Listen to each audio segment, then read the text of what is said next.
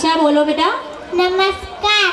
આજે તારીખ 8 માર્ચ એટલે કે આંતરરાષ્ટ્રીય મહિલા દિવસના ઉપલક્ષમાં હું તમારા બધા સમક્ષ એક નાનકડું વક્તવ્ય આપું છું.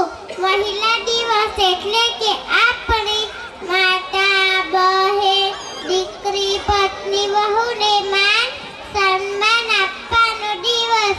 આમ તો જો વર્ષના દરેક દિવસ મહિલાને સમર્પિત કરે તો કઈ ખોટું નથી, કેમ કે નારી તો શક્તિ છે, નારી નારાયણી છે.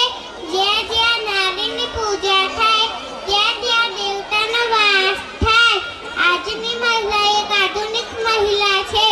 મહિલા બધા ક્ષેત્રમાં કામ કરી તેમાં પોતાનું યોગદાન આપી દેશ તેમજ દુનિયામાં પોતાનું નામ કરી રહી છે.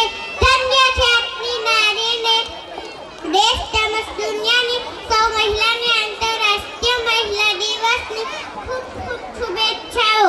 અસ્તુ. જય હિન્દ, જય Bharat. Thank you. Very good Krisha.